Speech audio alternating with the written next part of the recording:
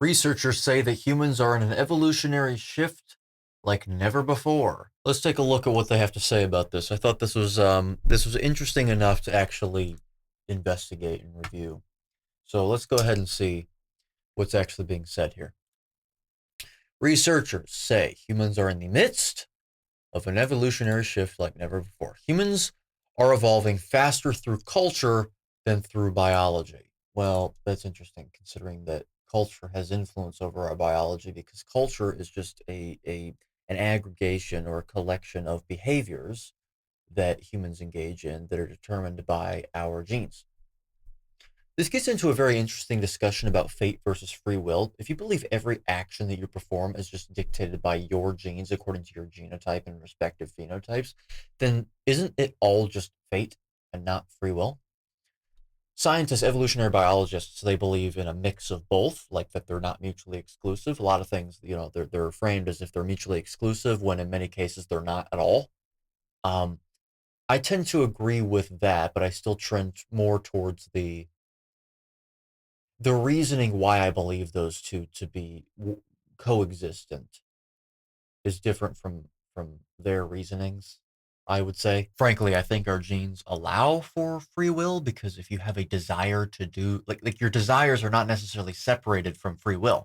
Your desires are not determined by fate because they're influenced by genes. That's not how that works because you have other parts of your body that you have other genes that have an ulterior sort of influence over your desires. Like if you desire to do something, you could have another part of your genes saying not to do that thing because you desire to do something greater. But then you could also make the argument that that's still fate and not free will. I tend to believe there's a mix of both going on. It is very interesting, nevertheless. But I mean, the general idea is that culture is not separate from biology. But I suppose that that's a question that we should probably get into, um, and settle to the greatest degree that we can settle it before truly being as convicting as we otherwise would be whenever we get into the claims of this article. So let's continue nevertheless. Okay. AI generated illustration. Oh, well, look at that. We're already doing it. We're already doing it. The AI generated images on articles. Okay. Human evolution has often been depicted as a process of adaptation, where natural selection and genetic changes drive species towards better suited traits for survival in their environments. Well, yes, that's not just exclusive to humans, by the way. But yeah, okay. But this long held view may be missing a major force in human evolution. Culture. Well, I mean, we kind of already covered that. They're not mutually exclusive. If culture is a culmination of behaviors, and those behaviors are engaged in due to genetics, well, there you go. So, I mean, I don't know. I don't know. That it's a very, very, very interesting discussion. Fate versus free will. It's not one that I can really be too convicting about, can I? No one can. I mean, in terms of like actual material proof of which one is which, if there is only one that exists and both of them do not coexist. I mean, philosophers have been trying to get at this for thousands of years. So, anyway, just something to pick your brain today. Something that I think about daily, by the way. But okay, a new theory is shaking up that conventional wisdom, suggesting that our evolution is not merely defined by our genes. Okay, so this is now something different from Darwinism, effectively, or at least it's an add-on to Darwinism. There's some additional nuance, and look, I'm all for nuance, but I'm not familiar with this. Let's get further into this. Instead, it is increasingly shaped by the very culture we create, share, and adapt. Well, we already covered that with culture. We already covered that.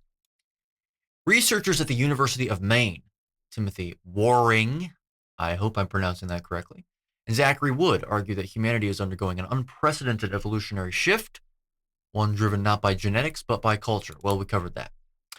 This shift, they claim, could mark the beginning of an entirely new chapter in human history. Okay? Cool. Cultural change over genetic change. Again, I do not like that these are being framed as anything mutually exclusive. I don't like that. In their new paper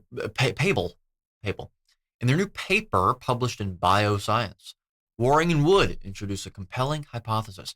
Human beings may no longer be primarily evolving through genetic means. Well, who's to say that? I mean, look. Are our brains not part of our genealogy? I mean, genes are involved exclusively in producing certain proteins according to the environment in which they're placed and according to the integral genotype and nothing else. Their capacity to do so and the rate at which they do so also being influenced by genotype is what I really meant to say, and is really what I should say. So, I mean, if that's true, then is it not true that the way that we develop, especially our brains, is due to genetic influences and genetic behavior? This is my main problem with this article right now already. I'm not being too convicting. It's just like, I think this is a little too superficial. Jejune. But rather through cultural inheritance. Okay. The research suggests that cultural systems such as farming techniques, legal systems, and medical practices, which were all built by our brains, are evolving far faster than biological traits could ever hope to. So now we're getting into something that I talk about on a regular basis. Good.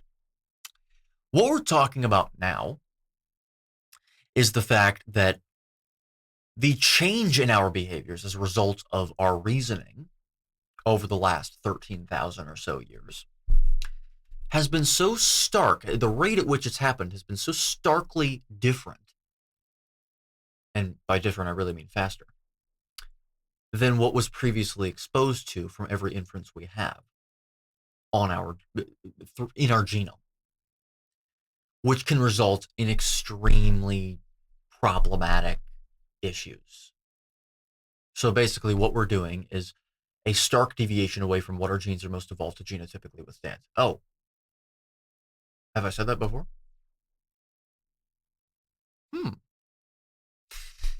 Just something to think about there. So that is a different claim, and that's something that I would agree with. It doesn't mean that we should stop doing all of this stuff. That's not what I'm saying. You just got to be careful with it, and you got to be mindful of that. In fact, they argue cultural evolution, so evolution, basically, is outpacing genetic evolution. So evolution. They're not the same. They're the same thing. They're not different. In many ways, preempting what would have once been resolved through genetic changes. Yeah, again, you just got to give it enough time. What you're talking about is that there hasn't been enough time. Evolution is still the same thing. Culture is driving evolution at a pace genes simply can't match, says Wood. Well, that's basically what I was just saying, but that's not a different thing. It's just behaviors that have changed drastically, more drastically than we saw throughout history. Underscoring the argument that technological and cultural advancements can adapt to environmental changes in a fraction of the time it would take genetic mutations to do the same. Yes. So basically our brains are thinking faster than nature is, I guess you could say. Which is, I mean, it kind of sounds like we're saying we're greater than nature when we're literally a part of it. So you want to be careful with that. But it's very interesting, isn't it? It doesn't refute evolution at all, though. Take medical interventions like eyeglasses or cesarean sections, C-sections, for example. These are cultural solutions that help resolve issues that genetics might have left unresolved, allowing humans to adapt and survive in ways that biology alone could never have anticipated. So now we're also getting into another part of this, which I've also talked about. If these inventions hadn't been invented, then a lot of lives would have been lost, which would have been a consequence of natural selection. So they would have been removed from the gene pool. Positive selection pressures would have been imposed onto the organism, which, I mean, that's not really the best way of looking at it, because they're not imposed. They sort of naturally happen. It's like bottlenecking kind of thing. And then those that survived that, if the species did survive the problem, would then reproduce, and then they would grow in size again, and then something else would happen, shrinking, growing, shrinking, growing. That's how that works.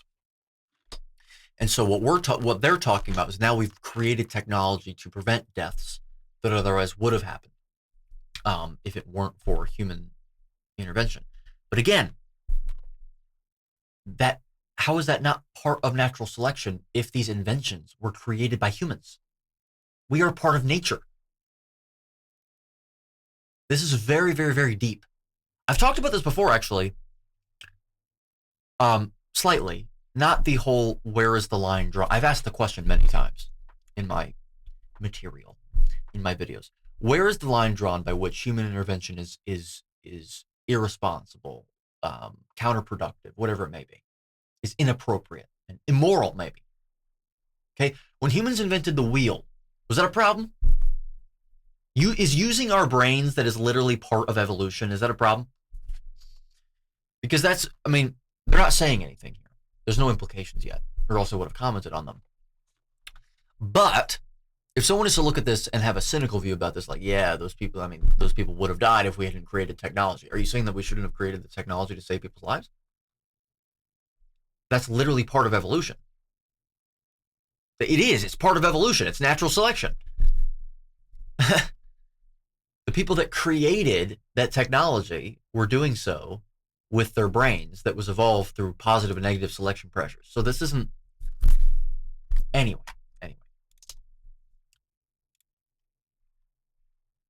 The shift for... So again, when it says that biology alone could never have anticipated, well, that implies that our brains are not part of biology, which they are.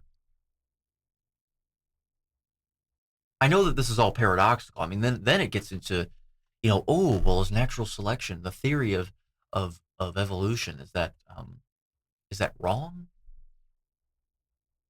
And then it gets into religious arguments and all that. I mean, it's a very good conversation. And I'm not sure where I lie on that. Again, are they mutually exclusive? People like Jordan Peterson, historically, I mean, technically that's true, but historically sounds a lot more grand. I mean, in the last few years, Jordan Peterson has said that he talks a lot about Christianity. He says that Christianity and also evolution are not mutually exclusive. They can both be true. I'm not sure what the reasoning is, because I didn't really pay attention to that. But he has said that. So it's not a foreign belief.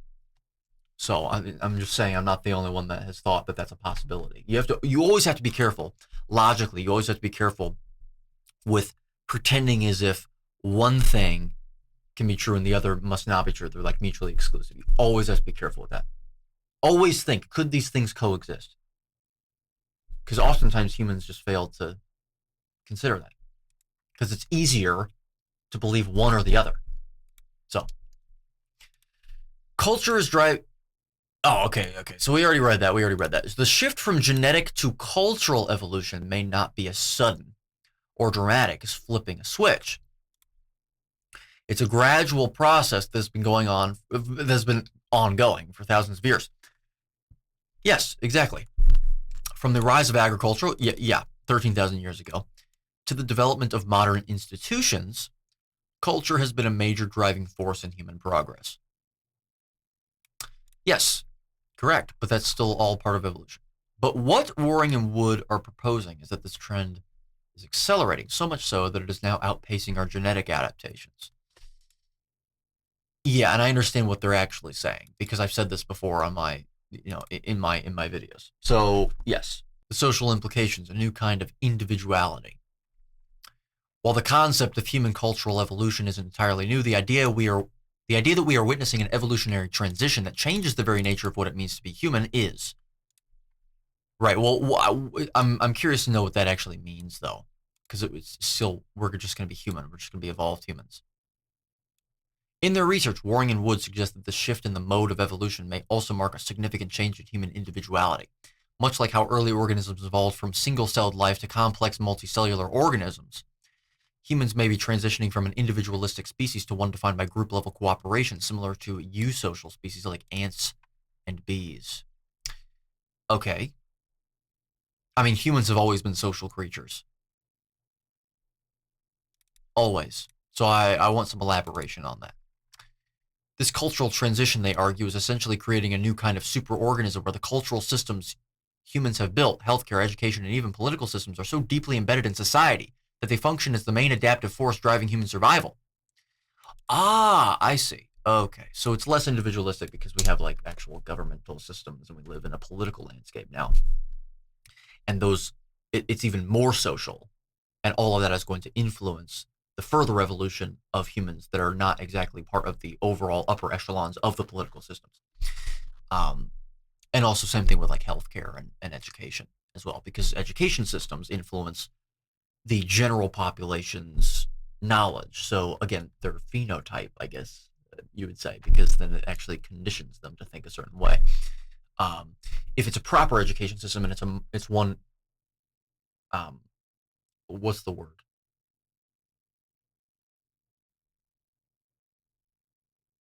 And it's one ingrained in morality, then it wouldn't teach people to think a certain way, per se. It would teach people to actually be curious about the universe, to investigate things. It would allow people to challenge beliefs that are taught by those very institutions, and it would be more cooperative, more social, and less sort of despotic in a way in its nature, and less propagandistic, because really the difference between propaganda, I suppose, and actual knowledge is that knowledge, first of all, is actually based in observable truth, and propaganda isn't. But also, it's more than that. True knowledge, true information of the highest veracity and integrity covers all perspectives. They don't leave certain things out, because then that's very similar to lying, because you're manipulating the actual image. Even if everything you're saying is technically grounded in truth, if you're not showing the full picture, how representative of objective reality is it? And if it's not completely reflective of objective reality, how true could you really say it is? So the parts of what you're saying are true. So the parts of the images you're painting are true.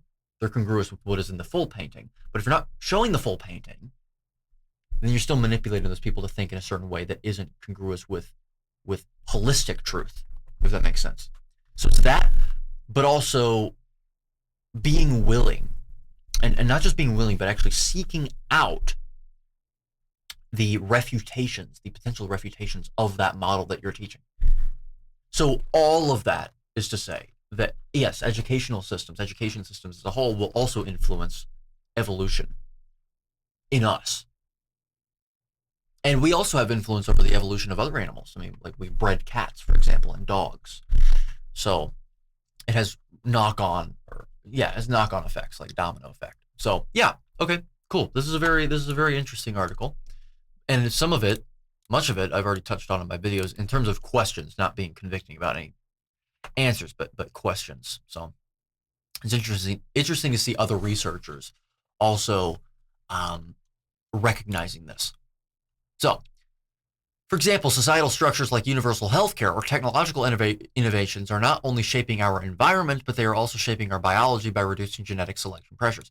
Well, also, what I will say is that the environment and our biology are also not separate. So they're also they're not only shaping our environment, so that manipulation, that changing of our environment is also influencing gene expression. So that is also, they're not mutually exclusive there too, or either. So, quote, "We are becoming more dependent on the society we create than on genetic traits we inherit," explains Waring. Okay, so I see their point. This isn't a critique of these authors, by the way. This isn't actually a criticism of them, just in case people think that. I just don't like the idea in the way that it's framed or phrased that these are mutually exclusive phenomena. So I know I keep saying that, but I just have to keep iterating that. So this observation invites an unsettling yet profound question. What does it mean for individual autonomy when the very systems that ensure survival and success are created and maintained by groups rather than individuals? Right. So now, yeah, this gets to a better explanation of what they're talking about. Basically, what they're saying, and I already explained it. It's big governing bodies at the top are influencing the way their genes are expressed in the majority of the genome now, as opposed to it being more individualistic like every other species, where positive and negative selection pressures are usually imposed on one singular organism. Yes, it happens as a whole because they all grow up, they all evolve under very similar environmental conditions, if not identical, which is why bottlenecks occur on a group level. It's not just completely sporadic. I'm not saying that, but the pressures are individually exerted, and then it happens to occur across the entire group. This would make it to where it's necessarily on a group level. Like there's not even an option for it to be individualistically. It affects one organism and not the others. No. This is going to be, this is a group level, like I said, like ants and bees kind of evolutionary genetic pressures and bottlenecking. So the redounding effects are still the exact same.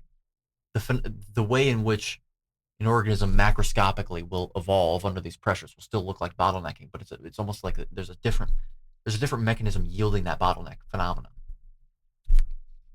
Similar but different. So right, okay. The future of human evolution, a cultural superorganism.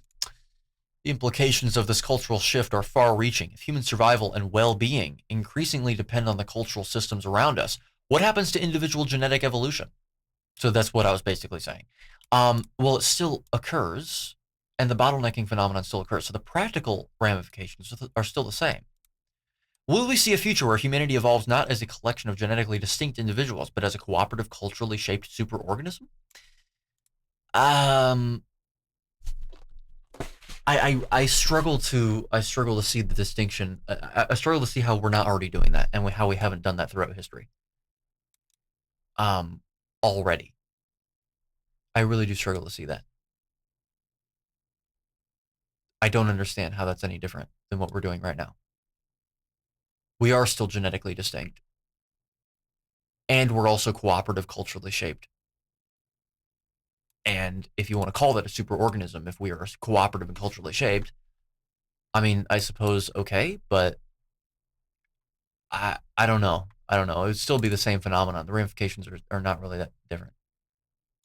The idea is that just as ants or bees operate as superorganisms, humans may one day operate similarly, with survival and reproduction dependent on the health of the cultural systems that define our societies. Right, okay, sure. But how different is that really? I mean, if we're going to distinguish between ants and bees, and therefore the health of the overall genome influences the behavior of the ones, if we're going to think of it as a hierarchy, the ones lesser down, it's the majority of the genome.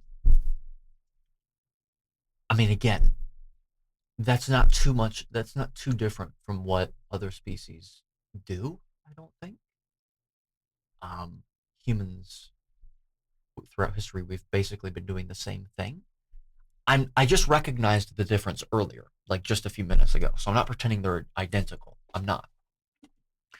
But we've always been social creatures. I mean, not always.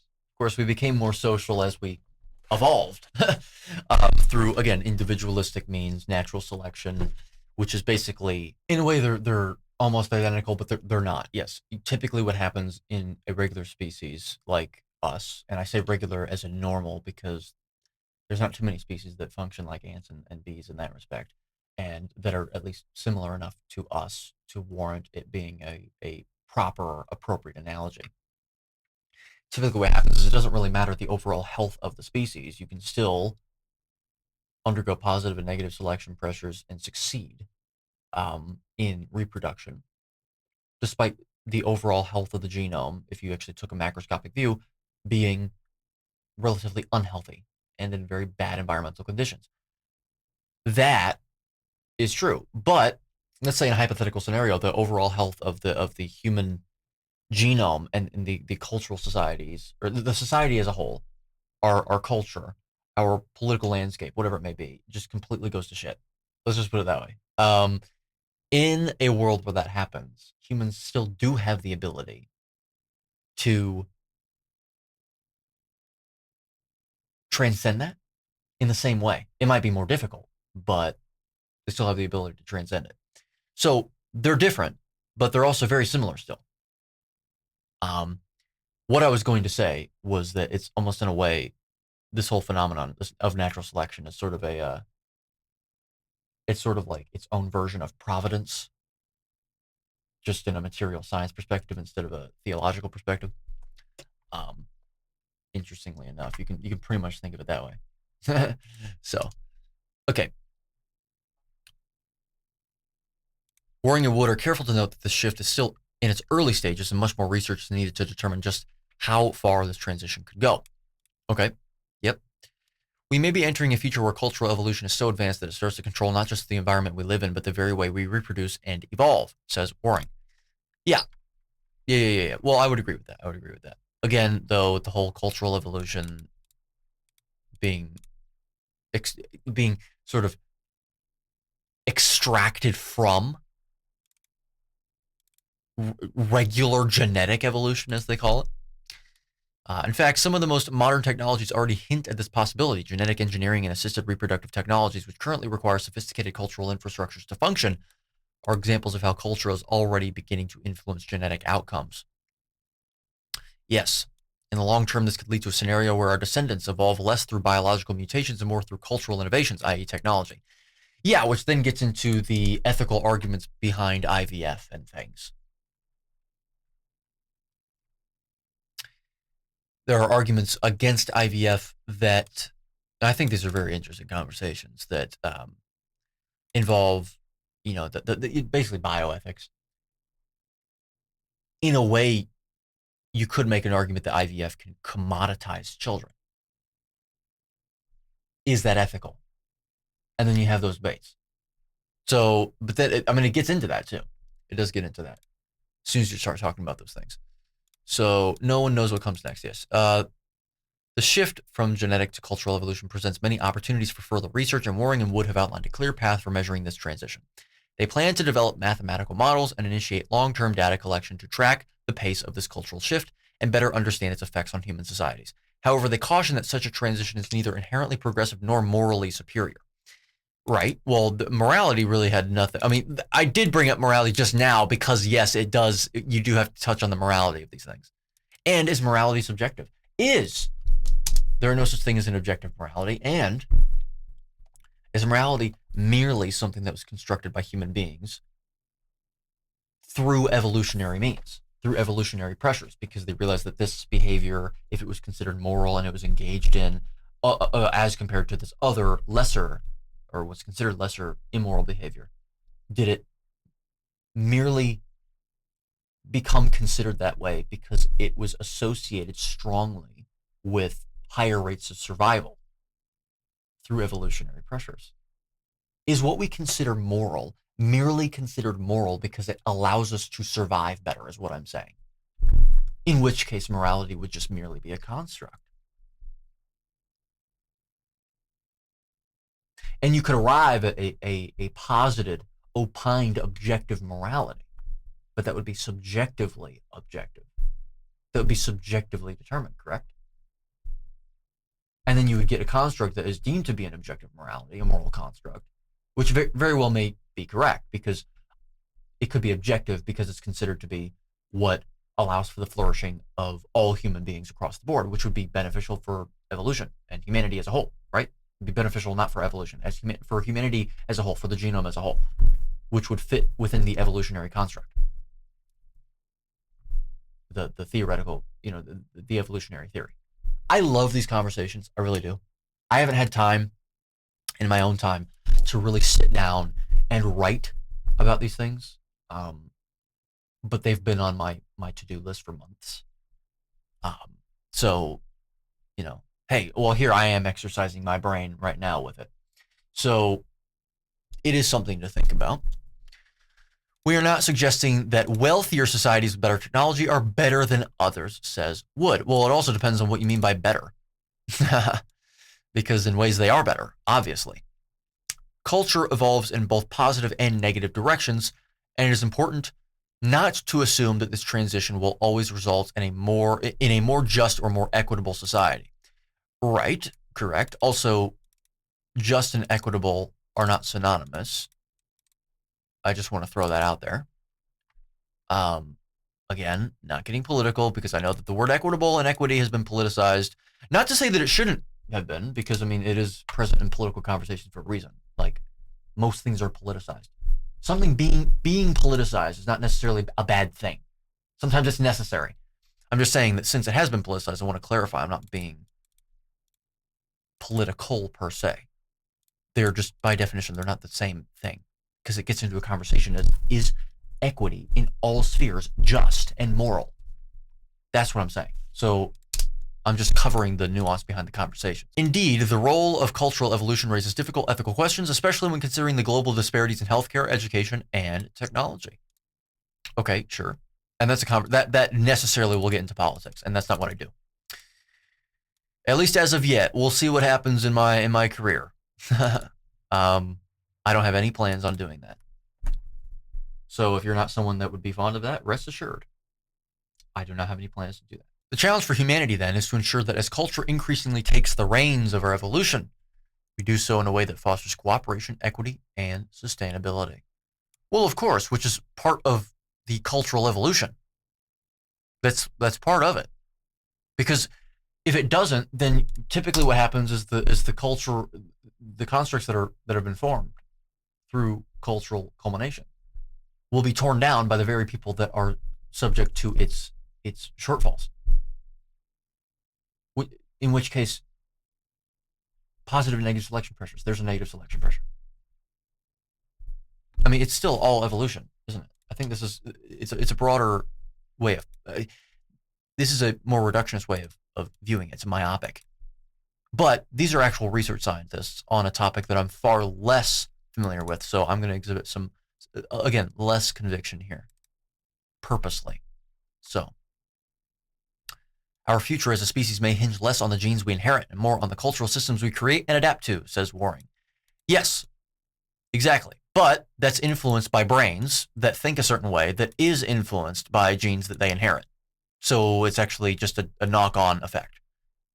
It actually is subsidiary to genetic evolution, or what they consider to be genetic evolution, because they're believing it, they're stating it to be separate from what's considered cultural evolution here. As we look to the future, the question may no longer be about what new genetic adaptations humanity will develop, but about what cultural innovations will continue to shape our survival, which is influenced by genes.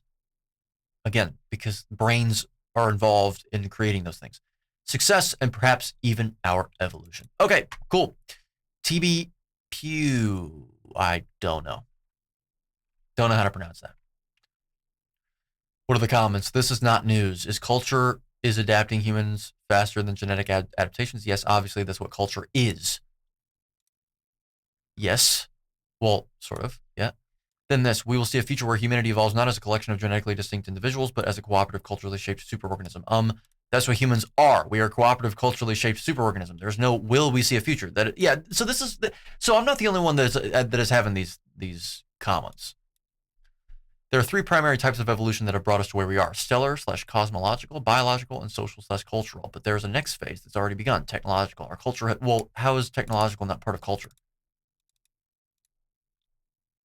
I mean, these are all like the same thing to me. I don't really see a difference. The culture of death is the name of it. Okay, interesting. Millions dead already.